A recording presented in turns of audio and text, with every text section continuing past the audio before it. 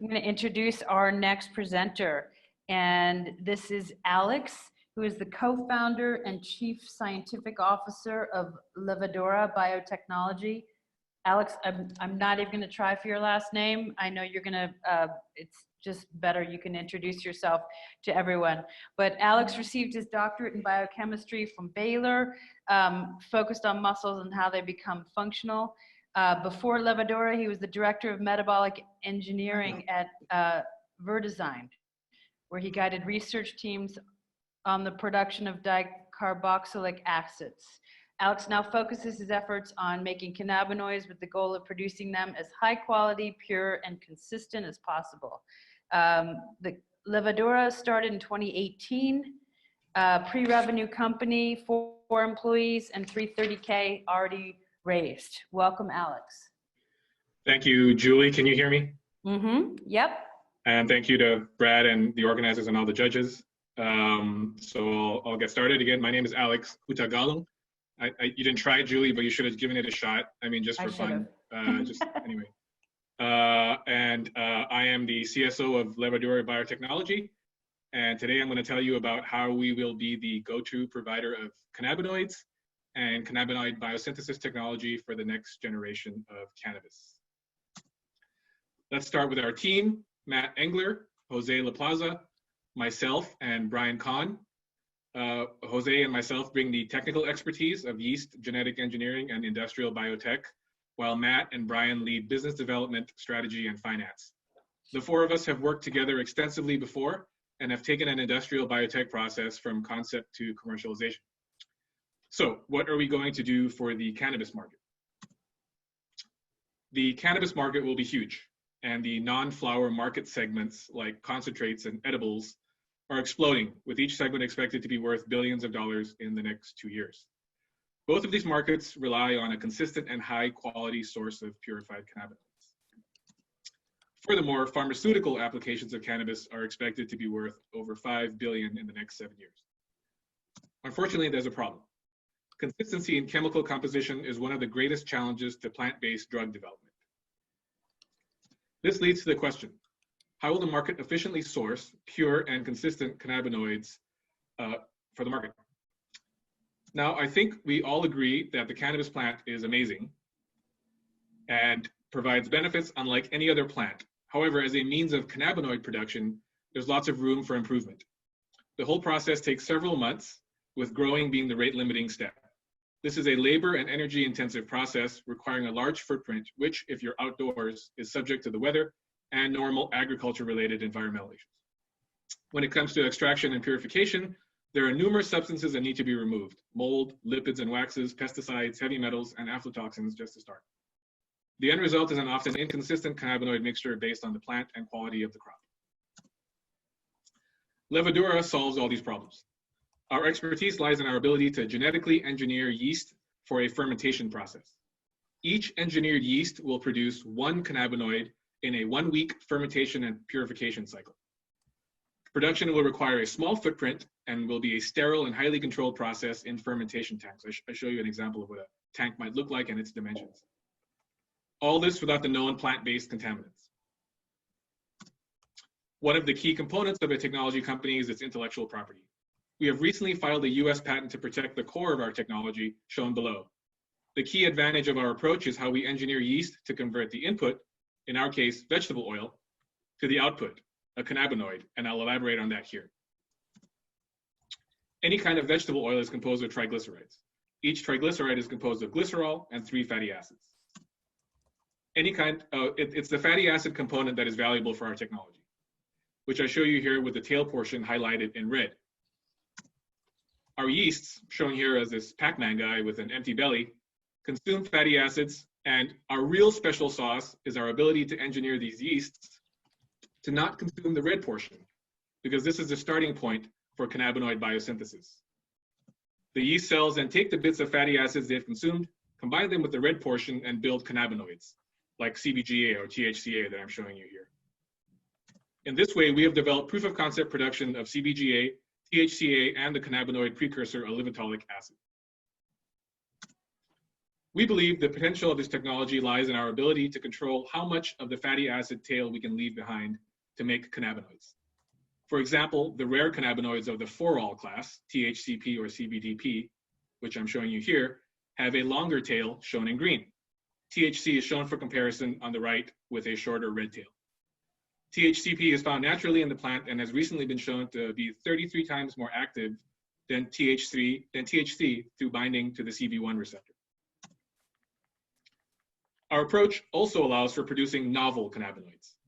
Most plant-based oils are different based on their content of unsaturated fatty acids, like the 2 examples I'm showing you here.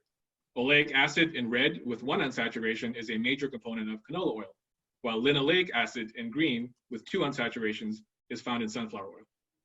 We believe we can engineer our yeast to produce cannabinoids with unusual tails from these fatty acids, which could be great for pharma applications. To provide some context, I'm showing you the structure of agulamic acid, also known as lenabasum, in the drug pipeline of Corbus Pharmaceuticals. Notice its unusual tail. It is at phase 2 or 3 clinical trials for several diseases whereby inflammation is a critical component of their pathology. Hey, Alex, can I jump in here? Sure. And then if I may, I'd love to get some of the judges to ask you some questions. No problem. More about the business model and the stage of the company and so forth. Sure.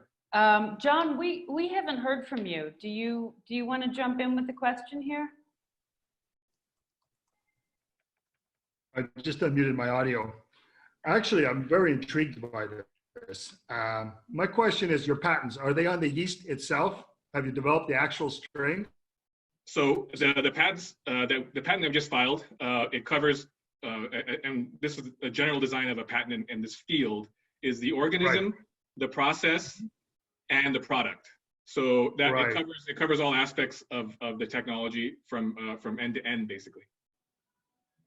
And again, so what I talked about really was what I was trying to describe is really the technology, because it leads to not just THC or CBD production, but a range of other chemicals or cannabinoids, which are of interest currently in the marketplace beyond just those major compounds that you're aware of.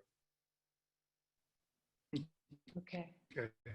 Now I'm going to say this, and please take this with respect, okay? Absolutely. Because if what you have actually works, I don't know if you can hear me right now. My signal has been weak. That's why I've been turning off my camera.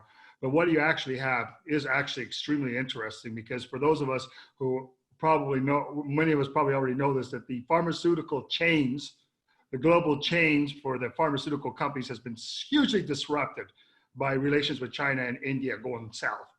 And the need for domestic production is critical. So my question to you is, what 1 or 2 components do you think that you could produce that could substitute for some potential pharmaceutical applications or pharmaceutical products? And I know that's a tough question. And if you're not prepared to get into it right now, that's okay. But I would take that offline. But it would be interesting to hear what you have to say. I'm not exactly sure to answer your question. I mean, as far as like pharmaceutical applications are concerned, the only cannabinoids in the marketplace that are approved for pharmaceutical applications are CBD. So it would take some time. The compounds, the sort of newer compounds like THCP or any of the novel cannabinoids, which obviously I haven't made and haven't gone through any regulatory process, that's obviously going to take years to get into the marketplace.